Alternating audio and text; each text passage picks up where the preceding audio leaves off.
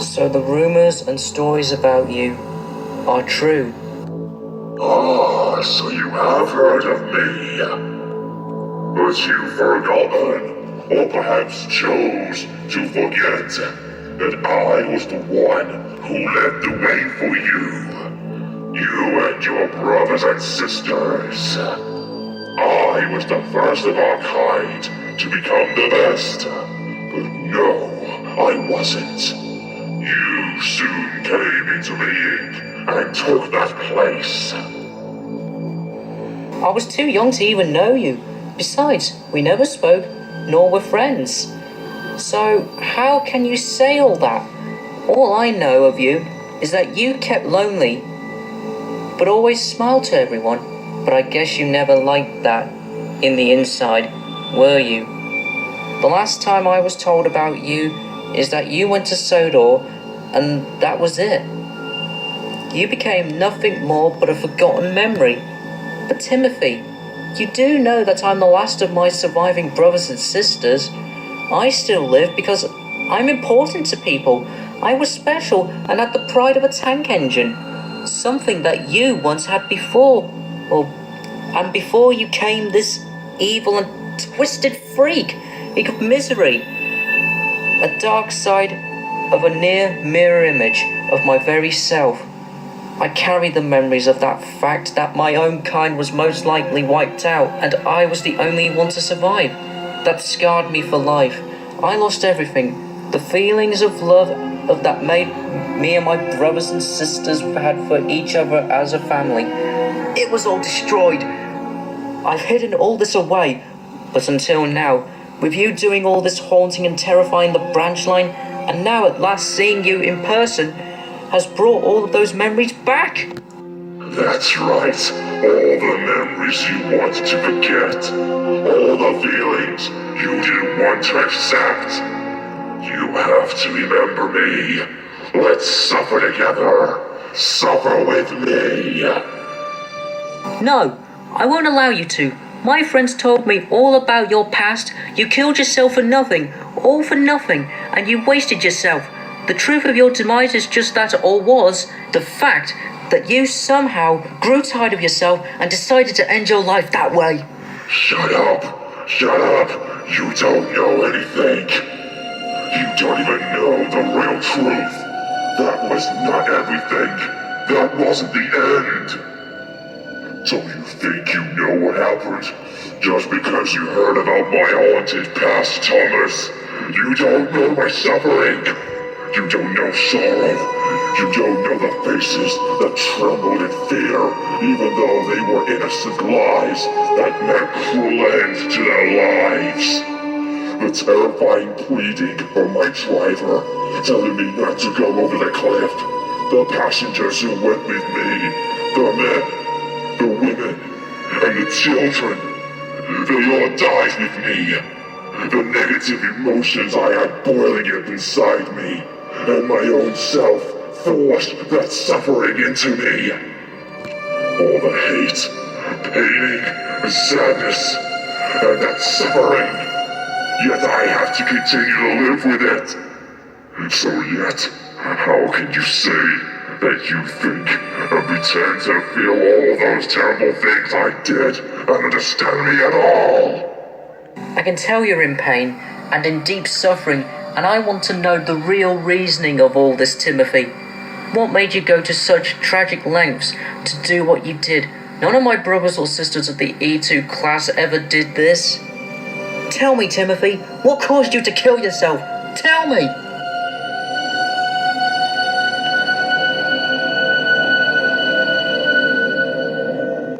Thomas, the truth of my demise will never be known by those who are told, for I took that with me along with my victims. But all of them, except one, were unfortunate.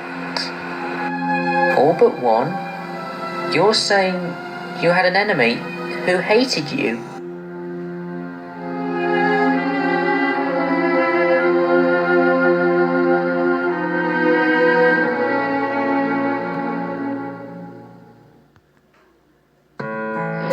You see, I was only a prototype for the rest of the E-class or E2 class when we were introduced in 1913. I was used a lot and showed that we could be useful and reliable. I, on the other hand, was never to have had a service life that you and the others had. But I was wrong. I was kept with the London, Brighton and South Coast Railway and got to do passenger trains and freight work. Even if I did a little work, I still considered it a big deal and worth doing. You and I never met much and barely spoke, but we would exchange whistle salutes as we passed by. And towards the end of 1913, I was put to the side and retired. But that was short-lived, and I was handed over to Sodor to help with the railway's growth. But I was in terrible shape, and being used so long, my parts were worn, and at the time was difficult to repair. But what was worst of all was the way I was treated by the old controller. Throughout 1914, before the outbreak of World War I, I was treated badly by the people who did not know how to drive those engines properly. But that was because the controller assigned them to do that, to make them look like professional crew members. I never had any accidents while this happened, but I was so angry and embarrassed that I rapidly lost my pride and faith in who I was, and I went into a deep depression. Around early 1914, I was scolded and looked down by the old controller. The fact was that he never really understood how to run a railway and was only into money and greed. He later told me that after I was to take the night passenger train, I was going to be withdrawn and later sold for scrap.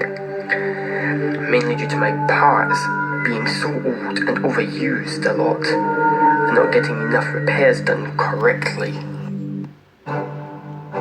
At this point, I was so upset and enraged, my pain running out of control, and started to plot my revenge against the controller.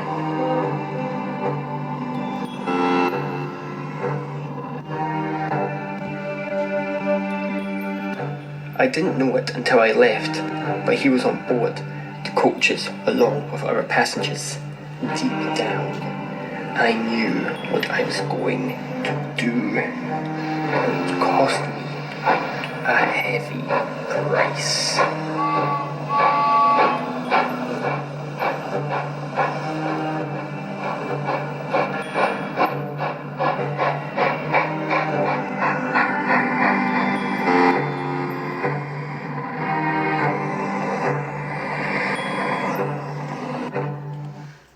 As I neared the station on my journey, my driver applied the brakes.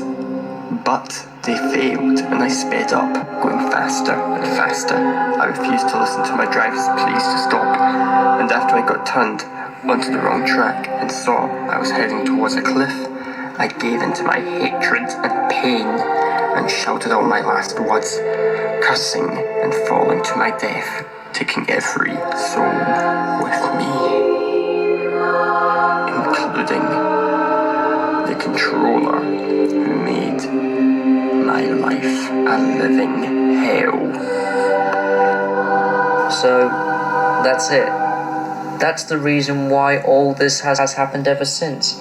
You wanted revenge on the old controller who once used to rule this railway for treating you like the way he did. In the end, you got your revenge, but it cost you your own life. And all those people. I understand it. I understand the pain and rage you had to suffer from, but surely, deep down, you had to regret what you did in shame and remorse. Those other people didn't deserve to die, and neither did your crew. It's time you put all this to an end and move on, Timothy. It's not worth being in this state of evil that you've been in for all these decades.